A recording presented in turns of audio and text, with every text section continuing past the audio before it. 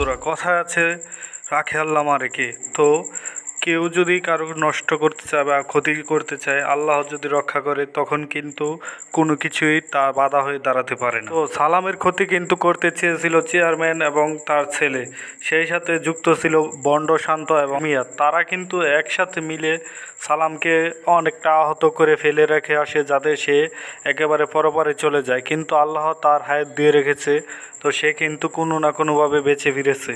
তো কি ঘটতে চলেছে এই নাটকের ৮ নম্বর পর্বে, তারই সকল আপডেট জানানো হবে এই ভিডিওর মাধ্যমে।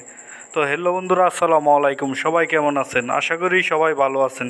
তো বন্ধুরা, ইতিমধ্যে কিন্তু ভালোবাসার ঈগল ইসলামিক নাটক নিজেই চাকর নিজেই মনিব, এই নাটকের ৭ নম্বর পর্বটি দেখে ফেলেছেন। তো ৮ নম্বর পর্বটি দেখার জন্য অবশ্যই অধীর আগ্রহ নিয়ে বসে আছেন।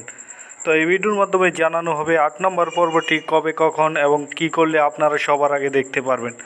তো বন্ধুরা, ধৈর্য সহকারে ভিডিওটি না টেনে দেখতে থাকুন, তাহলেই জেনে যাবেন ৮ নম্বর পর্বটি কবে, কখন এবং কোন চ্যানেলে আসতে চলেছে। তার আগে আপনাদের কাছে একটি ছোট্ট রিকোয়েস্ট, আপনারা যদি আমাদের এই চ্যানেলে নতুন দর্শক হয়ে থাকেন, তাহলে আমাদের চ্যানেলটিকে সাবস্ক্রাইব করবেন এবং ভালোবেসে কে কোথায় থেকে এই নাটকটি দেখেছেন এবং কে কে এই নাটকের প্রথম পর্ব থেকে এই পর্যন্ত দেখেছেন, সেটাও কমেন্ট করে জানাতে পারেন। নম্বর পর্বে কিন্তু অনেক কিছু করে এবার শেষ পর্যন্ত যখন সালাম ফিরে এসে বাড়িতে চলে আসে, তখন কিন্তু এবার চৌধুরী সাহেবাকে শেষ করে দেওয়ার জন্য ফোন দিয়ে আসছে এবং সগির মিয়া, সেই সাথে ভণ্ড শান্তও যুক্ত আছে। তো ৮ নম্বর পর্বটি কিন্তু আরও বেশি ইন্টারেস্টিং হতে যাচ্ছে, কারণ ৮ নম্বর পর্বে কিন্তু ফাঁসানোর জন্য যে মেয়েটাকে হায়ার করে আনা হয়েছে, সেই মেয়েটার সাথে কিন্তু সালামের চরিত্র নিয়ে অনেক প্রশ্ন তুলবে এবার ভণ্ড শান্ত এবং সগির মিয়া। তো দেখা যাক কি হয়।